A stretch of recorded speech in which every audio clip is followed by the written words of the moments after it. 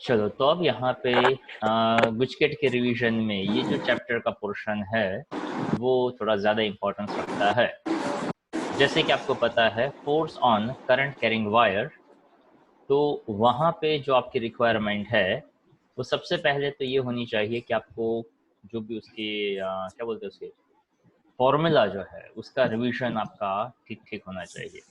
उसके लिए ये जो रिवीजन की नोट्स है उसको रेफर कर सकते हैं। आपके पास जो नोट्स है उसको मतलब जनरल जो टेक्स्ट हमारी नोट्स है उसको भी रेफर कर सकते हैं।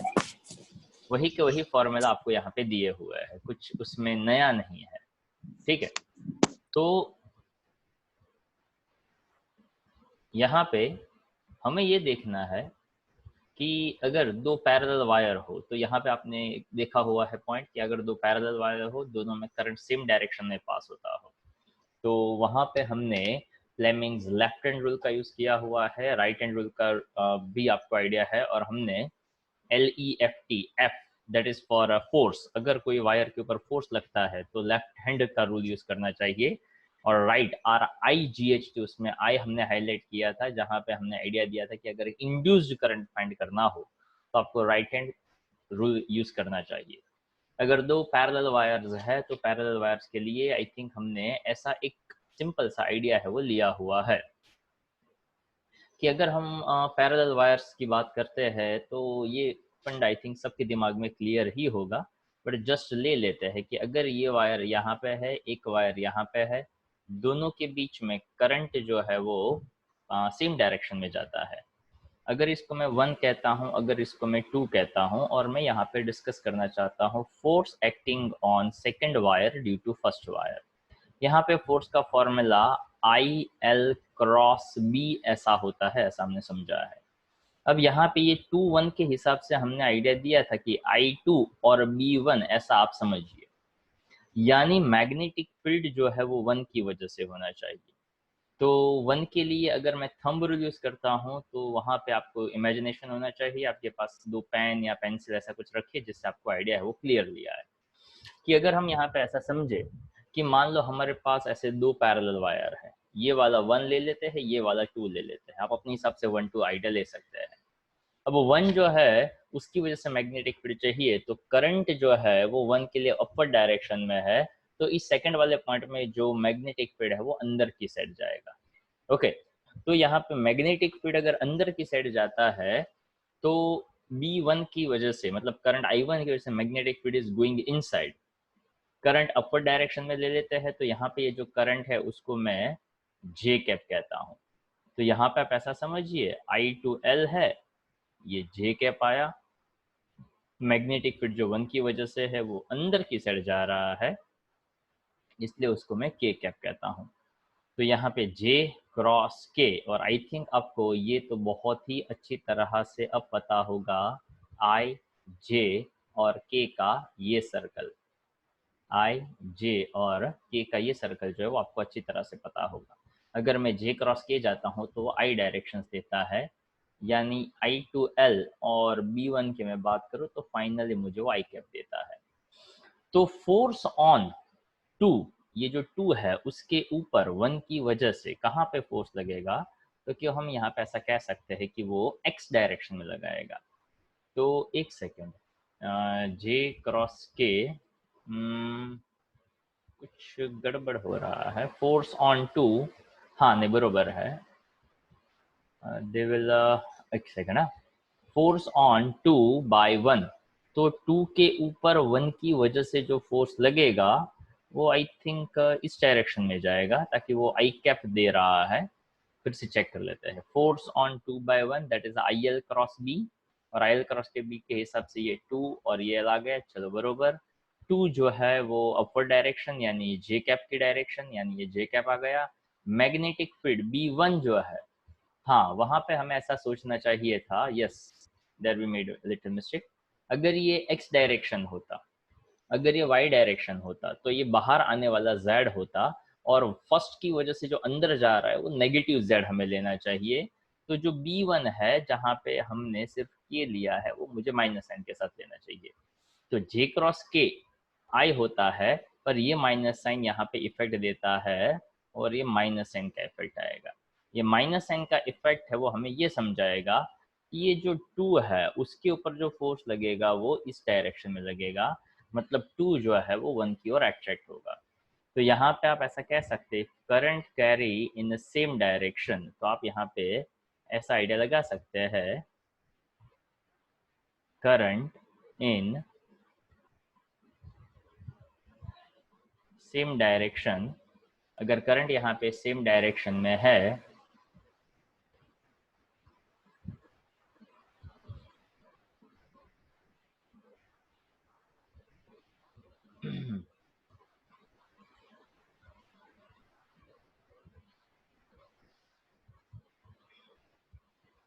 देखो करंट अगर यहाँ पे सेम डायरेक्शन में है तो करंट इन सेम डायरेक्शन, तो यहाँ पे आप ऐसा कह सकते हैं यहाँ पे वो अट्रैक्शन होगा, तो अट्रैक्ट ईच अदर। यहाँ पे करंट जो है वो सेम डायरेक्शन में होने की वजह से दोनों वायर एक दूसरे को अट्रैक्ट करेंगे। अगर मान लो करंट वायर आप ऐसा ले लेते हैं, एक अपर डायरेक्शन का और एक डाउनवर्ड डायरेक्शन का, यहाँ पे फिर से 1-2 वाला किस्सा अगर आप अप्लाई करते हैं तो यहाँ पे मैग्नेटिक फील्ड सॉरी करंट जो है वो उसका डाउनवर्ड डायरेक्शन में आएगा। तो फिर से अगर मैं कहता हूँ फोर्स ऑन 2/1 यानी I2L जो है वो माइनस जे कह पाएगा, और मैग्नेटिक फील्ड ड्यू टू 1 है वो माइनस के कह पाएगा। अंदर की साइड आएगा माइनस माइनस प्लस हो जाएगा, और जे क्रॉस के है वो सिर्फ आई हो जाएगा, यानी यहाँ पे डायरेक्शन आई कैप का आएगा। तो यहाँ से आई कैप ऐसा शो करेगा कि वो जो फोर्स है वो इस डायरेक्शन में जाएगा, मतलब वो यहाँ से दूर जाएगा। अब ये जो पॉइंट हमें पता है वहीं से ये आपका बेसिक फंडा है, आई थिंक हम उसको क्लियर कर सकते हैं। तो यहाँ पे जो पॉइंट आता था that's a force acting on a current carrying conductor produce in uniform magnetic field, it's ILB, that is IL cross B आप कह सकते हैं। ये फॉर्मूला होता है μ0I1I2L अपॉन 4πy या तो 4πr²। This is about the force between two parallel conductors carrying current I, और उसके लिए ऐसा फॉर्मूला है बनाया है। ये L1 L2 लिया हुआ है तो नीचे R² लिया है। अगर डायमेंशंस की बात करें तो एक लेंथ कम कर दो तो यहाँ से भी एक डिस्टेंस आप कम कर सकते हैं। μ0I1I2 अपॉन 2πr, ये भी फॉर्मूला है वो बन सकता है। तो ऐसे जो जो फॉर्मूला ऑलरेडी आई थिंक सब ने तो दिखे होंगे ही, और ये भी आपको याद ही होगा। अब यहाँ पे एक और पॉइंट हमने देखा था टॉर्क वाला, कल ही डिस्कस कर रहे थे, टॉर्क इक्वल्स टू बिना साइन थीटा, और ये जो बिना साइन थीटा है उसमें मैग्नेटिक डायपोल की बात करें तो मैग्नेटिक डायपोल मूवमेंट होता है आई ना, मतलब NIA की बात करते हैं। उसका यूनिट भी पता होना चाहिए और उसका डायमेंशन फॉर्मूला भी पता होना चाहिए। आफ्टर दैट यहाँ पे आता है sorry pi by I, okay, that is consider as a ये के बाय बेन, यानी अगर मैं यहाँ पे पाई बाय हाँ that's mentioned as a k by NAB is called the galvanometer constant and phi is the deflection। ये रहा आपका करंट सेंसिटिविटी का फॉर्मूला जिसको भी हम कह रहे थे phi by I that is a ben by k और phi by V, ओके तो उसके हिसाब से आप ben by RK यानी NAB by RK ऐसा भी आप यहाँ पे फॉर्मूला बना सकते थे। इस बेसिस पे एक दो छोटे छोटे न्यूमेरिकल से अगर आपने NCERT जो एक्सरसाइज किया ही होगा तो उससे यहाँ से पता चल सकता है। वैसे गुजकेट के लिए अभी आपने जैसे आपका बोर्ड एग्जाम्स दिया तो वहाँ पे 50 MCQ जब आपने देखे तो you just come with that basic idea कि it is not like that. हमने तो वैसे भी वो एक आइडिया ही लगाया था कि अगर MCQ पूछने हो तो उसके पास के जो रिसोर्सेज है वो टेक्स्ट बुक है या तो सेल्फ लर्निंग है, या तो अगर हम कोई भी आइडिया लगाए तो ढेर सारे MCQ बन सकते थे, और वैसे ही यहाँ पे बोर्ड्स में भी बने। पर इतना आइडिया क्लियर है कि अगर आपने टेक्स्ट बुक किया होता है, अगर आपने सेल्फ लर्निंग किया है तो वो जो 50 MCQ थे 50 में से 50 आप आराम से कर सकते थे। और ऑलवेज 2-4 MCQ ऐसे होते ही है जो ऑन द स्पॉट आपका दिमाग जो है अगर साथ देता है तो आप कर सकते हैं। बाकी मेरे हिसाब से तो इतना कोई डिफिकल्ट MCQ लेवल उसमें नहीं था। हाँ, जो पॉइंट्स अगर आपने छोड़ दिए हैं और वो आपको प्रॉब्लम क्रिएट करते हैं तो बात अलग है। आप ही में से कुछ स्टूडेंट्स के ऐसे फीडबैक थे कि MCQ जो है उसमें मोर देन 40 या 45 है वो आराम से जा सकते हैं। ओके, अब देखिए यहाँ पे वोल्टेज सेंसिटिविटी 5/V है, करंट सेंसिटिविटी 5/I है। मैग्नेटिक मोमेंट का फॉर्मूला IA कह सकते हैं। ये वर्क डन वाला जो फॉर्मूला है, यही वर्क डन का फॉर्मूला वैसे ये रहा जो हमने देखा हुआ है, दैट इज यहाँ माइनस साइन रखो। ये फॉर्मूला याद हो तो हमने इलेक्ट्रिक फील्ड के लिए भी किया हुआ है। इलेक्ट्रिक फील्ड में वो फॉर्मूला हम P के साथ करते हैं, यहाँ पे MB के साथ होता है। जैसे कि U is equals to PE cos theta 1 minus cos theta 2, ऐसा फॉर्मूला है। और यही वैल्यू मैं यहाँ पे MB के लिए यूज़ करता हूँ, मतलब ये नीचे का जो वैल्यू उसी को मैं यूज़ करूँ तो वो भी बन जाता है cos theta 1 minus cos theta 2। यहाँ पे अगर मैं माइनस साइन आगे लेना चाहता हूँ, जैसे यहाँ पे लिया है, तो थीटा 2 आगे आ जाएगा, थीटा 1 है वो पीछे चला जाएगा। और उसके हिसाब से आपको यहाँ पे पोटेंशियल एनर्जी है when current carrying coil is rotated in a uniform magnetic field from 0 to 180, और यहाँ से अलग अलग किस्से है वो बन सकते हैं। अगर मान लो मैं यहाँ पे सिर्फ cos थीटा लेता हूँ तो वहाँ पे जो पॉइंट्स बनते हैं वो होता है मोस्ट स्टेबल, मोस्ट अनस्टेबल वाली कंडीशन। वहाँ पे cos 0 लेते हैं, cos 0 जो है, सर वॉइस कम आ रहा है। अच्छा, वॉइस को लेकर और किसी को कोई प्रॉब्लम कि आ रहा है बरोबर?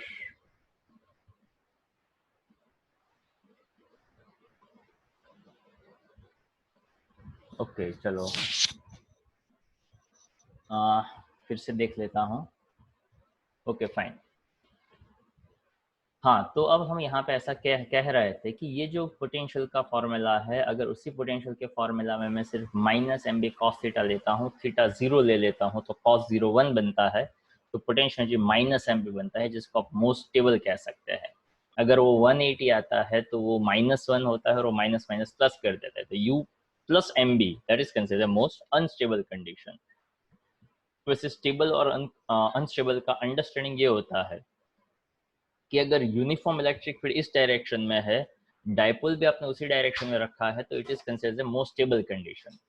पर इलेक्ट्रिक फील्ड इस डायरेक्शन में है और डायपोल आपने उसकी अपोजिट डायरेक्शन में रखा है, तो वहां पे वो थोड़ा सा अनस्टेबल रहता है, जो चाहता है कि वो अपना पूरा का पूरा डिफ्लेक्शन है वो 180 डिग्री की डायरेक्शंस में वो लाकर रखे, that is called most stable unstable condition. उसके हिसाब से सर्कुलर कॉइल का ये फॉर्मूला भी आपको आई थिंक अच्छी तरह से याद ही होगा। ये सभी पॉइंट्स हमने यहाँ पे आई थिंक मतलब रेगुलर स्टडीज में आपने पढ़े ही होंगे। अब उसके बाद यहाँ पे मैग्नेटिज्म, इलेक्ट्रोमैग्नेटिक इंडक्शन और AC यानी अल्टरनेटिंग करंट के जो जो बेसिक फार्मूला है रिवाइज कर लेते हैं। वैसे देखा जाए तो अगर आपका चैप्टर 1 अच्छा है तो 2 अच्छा होगा, 2 अच्छा है तो 3 अच्छा है तो 4। तो अगर 1 2 3 4 अच्छे है तो बाकी के जो फॉर्मूला का रिवीजन है, जनरली मैंने पहले भी आपको कहा है, आज भी कहूंगा, और जब तक एग्जाम नहीं हो रही है, जब तक लेक्चर हो रहा है, तब तक एक ही पॉइंट बताता रहूंगा। नए MCQ करने की बजाय आपने जो पढ़ा हुआ है उसी को हो सके उतना रिवाइज करते रहिए, फॉर्मूला का रिपीटेशन करते रहिए। आज भी ये हाल है कि अगर पूछा जाए what is epsilon not dimensional formula, तो 10 में से 4 ऐसे मिलते ही है स्टूडेंट्स की जो अभी भी वो थोड़ी गड़बड़ गड़बड़ कर देते हैं। If you ask what is a mobility, तो मोबिलिटी का यूनिट क्या होता है, तो फटाक से याद आना चाहिए कि मोबिलिटी जो होता है वो VD/E यानी ड्रिफ्ट वेलोसिटी पर इलेक्ट्रिक फील्ड होता है। उसके हिसाब से आप उसको चेंज जो है वो कर सकते हैं। चलो फटाक से बताइए मोबिलिटी का डायमेंशन फॉर्मूला। आपको सिर्फ क्या करना है, आपको सिर्फ नंबर लिखना है। जैसे कि डायमेंशन फॉर्मूला ऑफ एनर्जी पूछा 1 2 -2, तो आपको ऐसे लिखना है 1 2 -2, ठीक है। मोबिलिटी का डायमेंशन फॉर्मूला आपको MLT ऐसा नहीं लिखना है, मैं समझ जाऊंगा MLTA यानी चारों वैल्यू मैं समझ जाऊंगा, आपको सिर्फ 4 डिजिट लिखने हैं।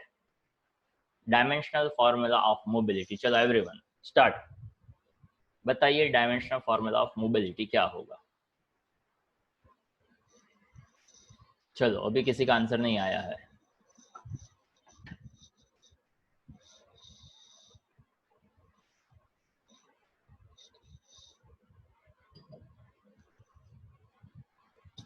चलो क्या बात है, किसी को नहीं आता है क्या मोबिलिटी का डायमेंशनल फॉर्मूला?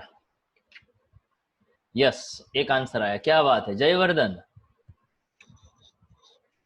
प्रियांशु, आप मुझे सिर्फ MLTA, हाँ वो मैं समझ जाऊंगा, यस। चलो गुड, क्या बात है जयवर्धन, तू कहाँ से लेकर आ गया भाई?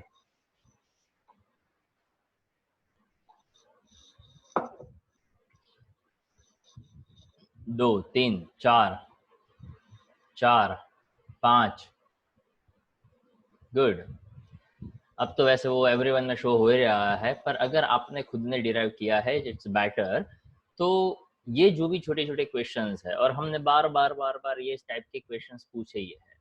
If you think that magnetic field, तो magnetic field F is equals to BIL आता है, B is equals to F by I L आता है, वहीं से अपने को पता चलना चाहिए। चलो good good good. Utsav with M L T Q, अच्छा एम एल टी क्यू आपने लिखा है, ओके फाइन फाइन, तो बरोबर है। बाकी -1 0 2 एंड 1 ऐसा डायमेंशनल फॉर्मूला जो है वो ज़्यादातर स्टूडेंट्स का बन रहा है। यहाँ पे उसके टाइप के क्वेश्चंस जो है उसकी पॉसिबिलिटी है वो हर वक्त रहती ही है। जनरली जो क्वेश्चंस हम ट्रेंड देखते हैं गुजकेट का, काफ़ी लोगों के पास अलग अलग पेपर्स हो सकते हैं। ओके, इफ़ इट्स रिक्वायर्ड तो आप मुझे बताइएगा। प्रीवियस ईयर्स के गुजकेट के पेपर्स भी ओके, तो वो सबके पास होंगे, अदरवाइज नेट पे भी अवेलेबल है। आपके पास ना हो तो बताइएगा, मेरे पास वो पीडीएफ फॉर्म में है तो वो मैं शेयर कर दूंगा, तो आप उसको ट्राई करना चाहे तो ट्राई कर सकते हैं। बट जनरली ये समझा जाता है कि जो भी क्वेश्चंस है उस क्वेश्चंस को आप अच्छी तरह से समझे और उसी को अगर आप अप्लाई करेंगे तो आपका काम जो है वो आसान हो सकता है। हाँ सर भेज दूंगा, चलो ठीक है भेज दूंगा। चलो अब थोड़ा सा आगे बढ़ते हैं। यहाँ पे अगर हम कूलम्स लॉ की बात करें, कल ही एक क्वेश्चन देख रहे थे, जो कूलम्स लॉ इलेक्ट्रिक के लिए है वैसा ही यहाँ पे आता है बायो-सावर्ट लॉ। इलेक्ट्रिक के लिए जैसे गॉसेस लॉ है वैसे ही यहाँ पे आता है ampere circuital law.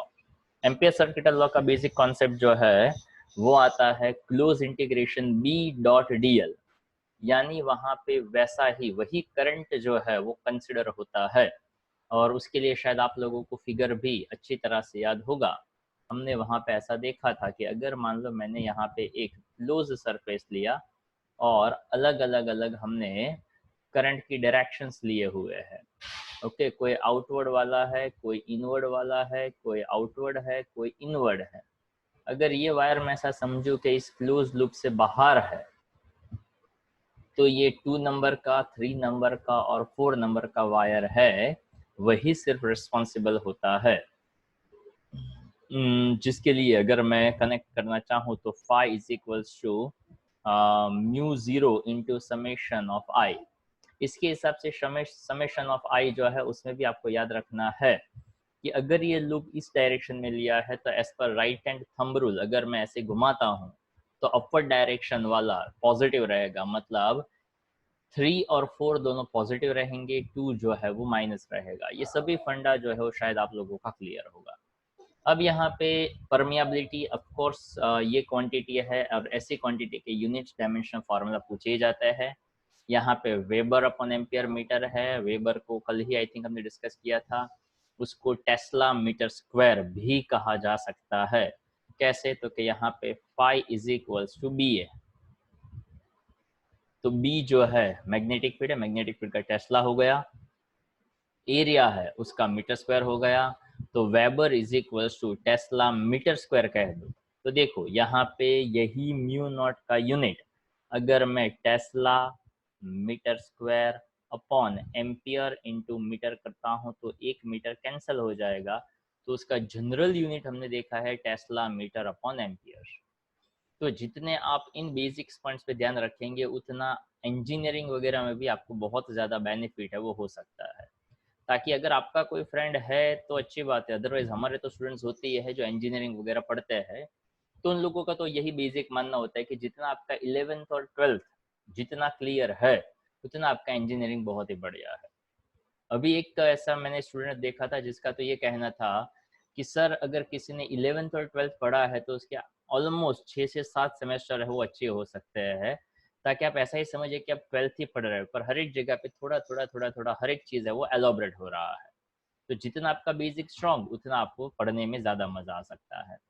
Now it is about the dipole moment, pole strength into separation of poles कह सकते हैं, and it is a vector quantities vector SI unit of dipole is a ampere meter square। Torque की बात करते हैं, torque equals to M B sine theta ले सकते हैं, और वहां से भी जनरली ये स्टूडेंट्स इस पॉइंट को इग्नोर करते हैं,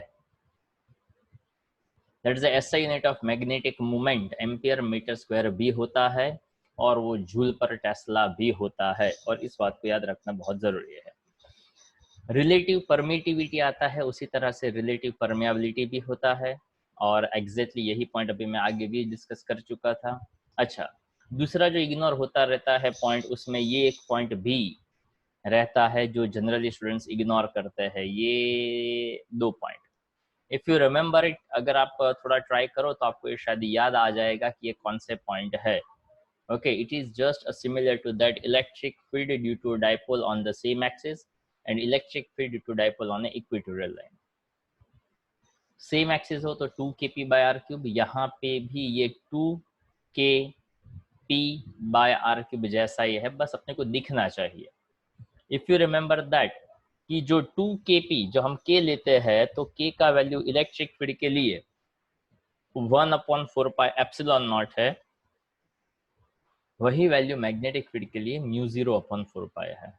2 का 2 आ गया, के ये आ गया, P यानी इलेक्ट्रिक डायपोल होता है, ये यहाँ पे मैग्नेटिक डायपोल मोमेंट होता है, and this is a D cube यानी डिस्टेंस का क्यूब।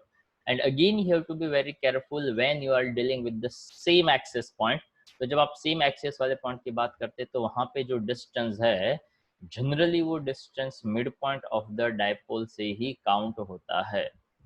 तो mid point of the dipole का पता हो तो आप पूरा पॉइंट पढ़िए। Magnetic field due to a magnetic dipole at a point on the axial line is μ0/4 pi 2md upon d square minus l square का whole square, directed from the south pole to the north पोल।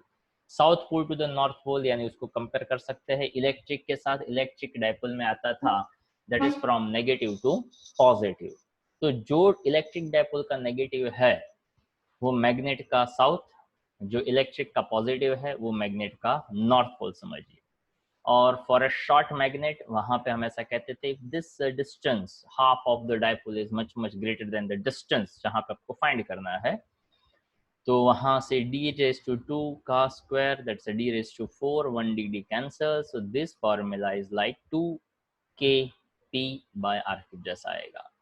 ये जो formula बन जाता है, ये formula बन जाता है ऑन इक्वेटोरियल लाइन, जो हमारे मतलब इलेक्ट्रिक फील्ड में आता था -kp/r³ जैसा, यहाँ पे माइनस साइन का जिक्र होता नहीं है। उसका रीजन बहुत ही सिंपल सा होता है, यहाँ पे जो डायपोल मैग्नेटिक डायपोल का डायरेक्शन और उससे मिलने वाले मैग्नेटिक फील्ड का डायरेक्शन दोनों ही सेम डायरेक्शंस में रहते हैं। सो ये बन जाता है kp/r³ के जैसा फॉर्मूला। अच्छा, ये 8th वाला पॉइंट फिर से मैं याद दिला दूँ, ये 8th वाला पॉइंट वैसे आपने 100% मतलब पूरा का पूरा जो टेक्स्ट बुक पढ़ते थे तब नहीं पढ़ा था, but if you remember that हमारा जो फर्स्ट लेक्चर हुआ था, उस फर्स्ट लेक्चर के अंदर इस पॉइंट का जिक्र किया था, और वो पॉइंट जो है वो हमने वो एक यूट्यूब का लिंक दिया था, उसमें मैंने रखा था।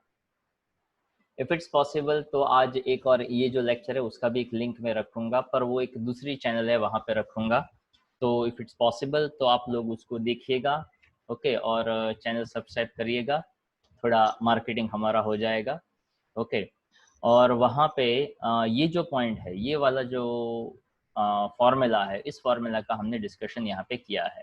ये फॉर्मूला है, अगर आपको मैं फिर से याद दिला दूँ तो हमने dipole equatorial line, dipole x axis, तो एग्जैक्टली अगर हमने वहाँ पे ऐसा समझा था कि ना तो वो सेम एक्सिस पे हो, ना तो वो इक्वेटोरियल लाइन पे हो, पर एक स्पेसिफिक जगह पे वो एंगल थीटा बनाता हो, और वही थीटा पे अगर मैं डायपोल ले लूँ तो वो पी कॉस थीटा के दो कंपोनेंट बनते थे। अगर मान लो इतना ज़्यादा नहीं याद आता है तो मेरे हिसाब से आपको ये जो फॉर्मूला है उस फॉर्मूला को आपको एक्सेप्ट कर लेना चाहिए कि हाँ भाई यही फॉर्मूला हम रखेंगे, ओके। चलो, विथ पब्लिक डिमांड कल का जो लेक्चर है वो कल हम थोड़ा लेक्चर ज़्यादा रखेंगे।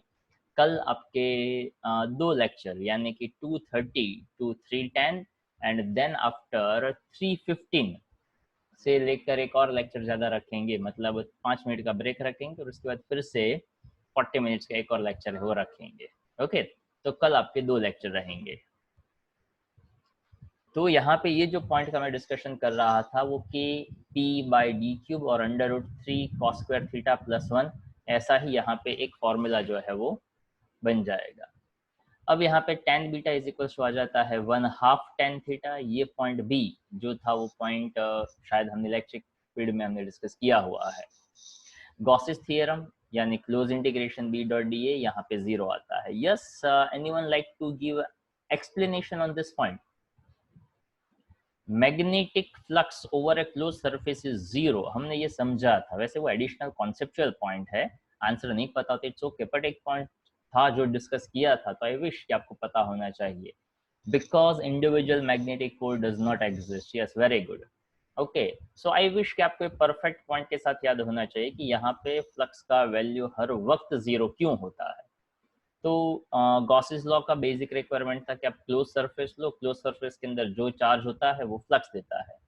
यहाँ पे हम ऐसा कहते थे कि अगर हम मैग्नेट लेते हैं, छोटा बड़ा कोई भी टाइप का मैग्नेट लेते हैं, कितना भी छोटा मैग्नेट लेते जाओ, तो always that magnet in the form as a, और it's required as a two poles, one is north pole, another is a south pole. तो मैग्नेट का कभी इंडिविजुअल पोल जो है वो एग्जिस्ट करता नहीं है. And that is the main reason कि वहां पे आपको उसको डाइपोल ही कंसिडर करना पड़ता है. तो ऑलवेज वहां पे नॉर्थ पोल साउथ पोल ही रहेगा, और इस वजह से टोटल वैल्यू जो है वो 0 ही होता है. उसके बाद यहाँ पे superposition of magnetic field. Superposition के लिए ऐसा समझेंगे जो थोड़ा सा अगेन कर सकते हैं ना, वो मैग्नेट के जो एलिमेंट हमने लिए हुए थे, कि हमने ऐसा समझा था कि अगर अर्थ का जोग्राफिकल पार्ट लेते हैं तो geographical meridian, geo magnetic meridian, dip angle, okay, ऐसा कुछ कुछ याद होगा, magnetic declination, angle of dip. तो उसको लेकर यहाँ पे जो पॉइंट छोटे छोटे बनते हैं उसमें कुछ ऐसा है कि that is a flux density. वैसे ये फ्लक्स डेंसिटी आपके लिए शायद कोई नया नाम नहीं हो सकता है, कल के लेक्चर में हमने डिस्कस किया था.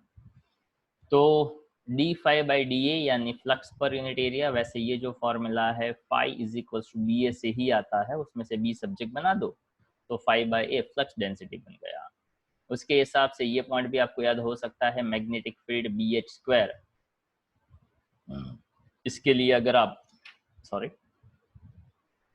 छोटा सा पॉइंट देखने का ट्राई करें तो याद हो सकता है शायद आप लोगों को कि आपने ऐसा एक फिगर जो है वो देखा हुआ होगा. एक प्लेन जो है वो यहाँ पे बनता है और एक प्लेन जो है वो यहाँ पे कुछ बनता है.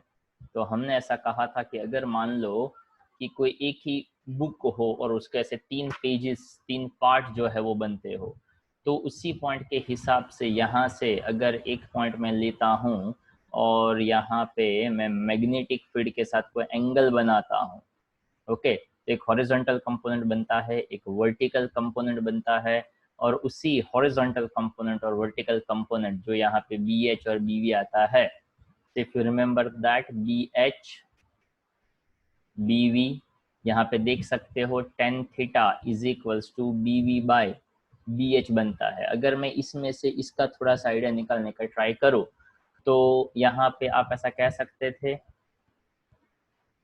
Sign theta cos theta B V upon B H. तो मैग्नेटिक फील्ड के लिए बी एच साइन थीटा यानी B sine theta cos theta B V by B H. Okay, तो यहाँ पे हॉरिजॉन्टल कंपोनेंट और वर्टिकल कंपोनेंट है, उसके क्या बोलते हैं, उसके कंपोनेंट जो है वो कंपोनेंट आई थिंक हमने डिस्कस किए हुए हैं. उसी के हिसाब से टेन थीटा का आता है और उसी के हिसाब से टोटल मैग्नेटिक फील्ड आता है. यहाँ पे भी आप कह सकते हो B H square plus B V square, sine square theta plus cos square theta 1 हो जाएगा. इसलिए आपको टोटल मैग्नेटिक फील्ड का वैल्यू जो है वो मिल जाता है. आफ्टर दिस बेसिक डिस्कशन यहाँ पे आप देख सकते हैं न्यूट्रल पॉइंट. यस, ये न्यूट्रल पॉइंट वाला कॉन्सेप्ट है, मुझे नहीं एग्जैक्ट पता है कि हमारा कितना डिस्कस हुआ था, पर देखो न्यूट्रल पॉइंट वाला जो डिस्कशन है ना वो ऐसा होना चाहिए कि अगर मान लो ये ऐसा कोई मैं एक्सटर्नल मैग्नेटिक फील्ड लेता हूँ, ये एक्सटर्नल मैग्नेटिक फील्ड है. अगर मान लो मैंने डायपोल या तो कोई एक मैग्नेट है वो ऐसे लिया हुआ है और यहाँ पे मैंने नॉर्थ पोल और यहाँ पे मैंने साउथ पोल लिया है. मैग्नेटिक फील्ड का डायरेक्शन जैसे इलेक्ट्रिक फील्ड का डायरेक्शन होता है from always negative to sorry electric field का डायरेक्शन होता है पॉजिटिव टू नेगेटिव, उसी तरह से यहाँ पे मैग्नेटिक फील्ड होता है नॉर्थ टू साउथ. ओके, तो मैग्नेटिक फील्ड का डायरेक्शन होता है फ्रॉम नॉर्थ टू साउथ. अब देखिएगा, अगर मैं मैग्नेटिक फील्ड की डायरेक्शन यहाँ से यहाँ तक ऐसे में लेकर जाता हूँ, ओके, तो ये बाहर आ गया नॉर्थ टू साउथ और अंदर आ जाएगा साउथ टू नॉर्थ। अब यहाँ पे देखने वाली बात ये बनेगी कि यहाँ से जो मैग्नेटिक फील्ड लाइंस निकल रही थी और ऊपर जा रही थी, पर ये जो मैग्नेटिक फील्ड था ना वो यहाँ से इस साइड जा रहा था। मतलब ये वाला जो यूनिफॉर्म मैग्नेटिक फील्ड है वो यहाँ से इस साइड जा रहा था, यहाँ से फील्ड निकल रहा था। तो ये जो वाला पॉइंट यहाँ पे बना, ये जो पॉइंट यहाँ पे बनता है वो उसके सेम एक्सिस पे आपको एक न्यूट्रल पॉइंट है वो देता है। अब उसी बात को मैं यहाँ पे भी समझाने का ट्राई करता हूँ कि जैसे कि देखो ये फील्ड लाइंस यहाँ से मान लेते हैं, उसको थोड़ा एक्सटेंड करके मैं समझूँ कि वो फील्ड लाइंस यहाँ से ऐसे एंटर हो रही थी, पर ये जो एक्सटर्नल मैग्नेटिक फील्ड था ना ये एंटर हो रही थी और यहाँ मैग्नेटिक फील्ड ऐसा दिया था। तो अगेन इसी पॉइंट पे यानी इसी पॉइंट पे दो मैग्नेटिक फील्ड लाइंस एक दूसरे के आमने सामने आई। तो यहाँ पे जो न्यूट्रल पॉइंट बनता है वो मैग्नेट के सेम एक्सिस पे बनता है। अगर मान लो मैं नॉर्थ का साउथ और साउथ का नॉर्थ चेंज कर दूं तो वो जो है न्यूट्रल पॉइंट उसकी इक्वेटोरियल लाइन पे बनेगा, और उसके लिए शायद कोई फिगर है वो नोट्स में हमने दिया हुआ है। इफ इट्स नॉट गिवन तो आप मुझे बताएगा, हम कल के लेक्चर में उसको अच्छी तरह से फिर से डिस्कस करेंगे।